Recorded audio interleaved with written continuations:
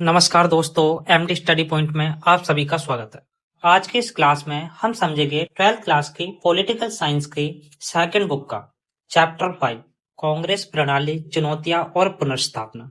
इस चैप्टर का अगर पार्ट 1 आपने नहीं देखा तो एक बार जाकर देख लीजिए, लिंक मैंने डिस्क्रिप्शन में दे रखा है। तो चलिए दोस्तों, आज की इस क्लास को शुरू करते हैं। दल बदल। जब कोई प्रतिनिधि किसी दल के चुनाव चिन्ह को लेकर चुनाव लड़े और जीत जाए और चुनाव जीतने के बाद इस दल को छोड़कर किसी दूसरे दल में शामिल हो जाए, इसी को दल बदल कहते हैं। मान के चलो, कोई उम्मीदवार अगर कांग्रेस पार्टी का चुनाव चिन्ह लेके खड़ा होता है और जीतने के बाद बीजेपी पार्टी में शामिल हो जाता है, तो इसे दल बदल कहेंगे। दोस्तों, 1967 के चुनावों में कांग्रेस के कई विधायक और कई सांसदों के द्वारा दल बदल किया गया था, जिस कारण भी कांग्रेस पार्टी कई राज्यों में अपनी सरकार बनाने में असफल रही थी। आया राम गया राम से आप क्या समझते हैं? विधायकों द्वारा तुरंत या जल्दबाजी में एक पार्टी को छोड़कर दूसरी पार्टी फिर तीसरी पार्टी में शामिल होने की घटना को आया राम गया राम कहा जाता है। दोस्तों, हरियाणा के एक विधायक थे जिनका नाम था गयालाल। इन्होंने जल्दबाजी में ऐसा किया था, एक पार्टी को छोड़कर दूसरी पार्टी को छोड़कर तीसरी पार्टी में, इसलिए उनके नाम पर ही ये जुमला बनाया गया था, आया राम गया राम का। सिंडिकेट।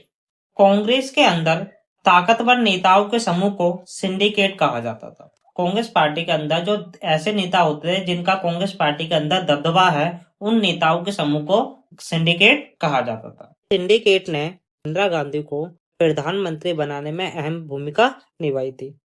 कांग्रेस का विभाजन। दोस्तों, 1967 के चुनावों के बाद कांग्रेस पार्टी सत्ता में रही।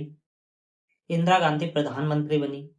प्रधानमंत्री बनने के बाद इंदिरा गांधी ने पार्टी में अपनी जगह बनाना शुरू की।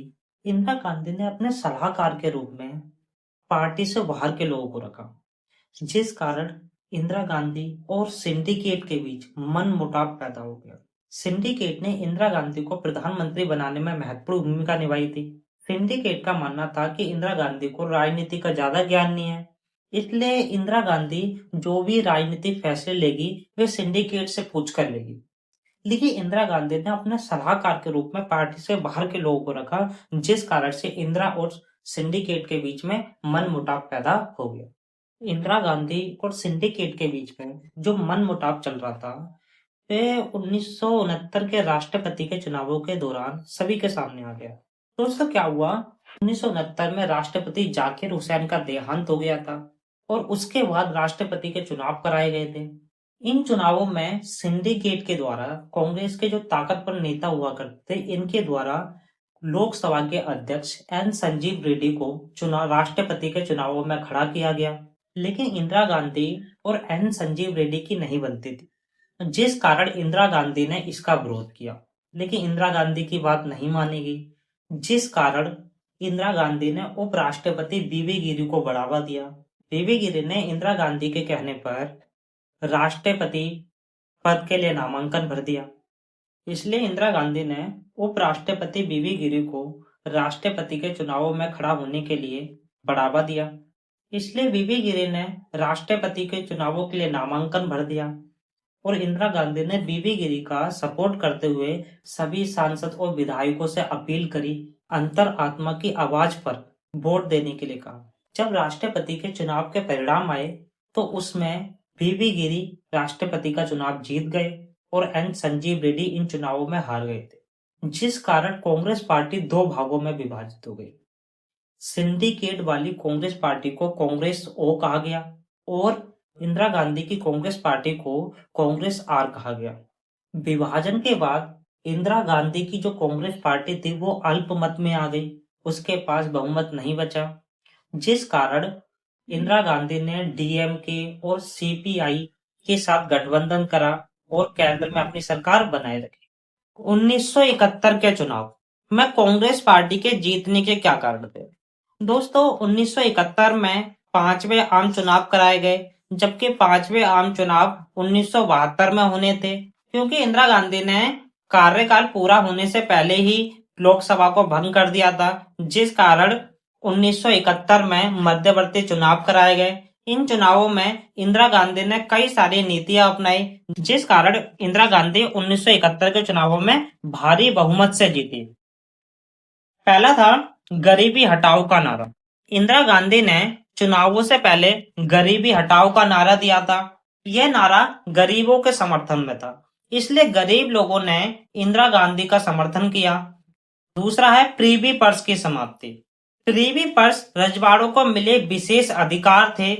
प्रीवी पर्स रजवाड़ों को मिले विशेष अधिकार थे। दोस्तों, रजवाड़ों को भारत सरकार द्वारा कुछ विशेष भत्ता दिया जाता था, जिसे प्रीवी पर्स कहा जाता था। इंदिरा गांधी ने प्रीवी पर्स को समाप्त कर दिया, क्योंकि इंदिरा गांधी का मानना था ये पैसा बड़े पैमाने पर राजाओं की शानो शौकत में खर्च किया जा रहा है। इस पैसे को अगर हम गरीब जनता के विकास में लगाएंगे तो गरीब जनता का विकास होगा, भारत गरीबी से उभरेगा। इंदिरा गांधी का यह फैसला भी जनता को बहुत ज्यादा पसंद आया, जिस कारण भी जनता ने बढ़ चढ़कर इंदिरा गांधी का समर्थन किया था। अगला है 20 सूत्री कार्यक्रम। इंदिरा गांधी ने चुनावों से पहले 20 सूत्री कार्यक्रम चलाया था, जिसमें भूमि सुधार, शिक्षा, आवास, स्वास्थ्य आदि मूलभूत आवश्यकताओं पर जोर दिया गया था। ये कार्यक्रम गरीब जनता के समर्थन में थे। इनसे गरीब जनता को, भारत के किसानों को काफी ज्यादा फायदा हो रहा था, जिस कारण भी गरीब जनता ने और भारतीय किसानों ने इंदिरा गांधी का बढ़ चढ़ कर समर्थन किया था। बैंकों का राष्ट्रीयकरण। इंदिरा गांधी ने चुनावों से पहले 14 बैंकों का राष्ट्रीयकरण कर दिया था। 14 जो प्राइवेट बैंक थी उन्हें सरकारी कर दिया था, जिस कारण किसानों पर जो भी लोन वगैरह था वो सभी माफ हो गया था और किसानों को अब आसानी से ऋण प्राप्त हो जाता था। कम ब्याज पे किसानों को ऋण मिल जाता था, जिस कारण भी किसानों ने इंदिरा गांधी का समर्थन करा और इंदिरा गांधी भारी बहुमत से 1971 के चुनावों में जीत पाई। 1971 के चुनावों के परिणाम। 1971 के चुनावों में इंदिरा गांधी को 352 सीटें मिली थी लोकसभा के चुनावों में। सीपीआई के साथ गठबंधन करके इंदिरा गांधी की सरकार के पास 375 सीटें हो गई थी और ग्रैंड अलायंस को 40 से भी कम सीटें मिली थी। 1971 के चुनावों में जो विपक्षी पार्टियां थी, इन सभी ने मिलकर एक गठबंधन बना लिया था। चौथे आम चुनावों में जो गठबंधन बनाया गया था उसे गैर कांग्रेसवाद कहा गया था और पांचवें आम चुनाव 1971 में जो गठबंधन बनाया गया था उसे ग्रैंड अलायंस कहा गया था। और इन चुनावों में ग्रैंड अलायंस ने नारा दिया था इंदिरा हटाओ का।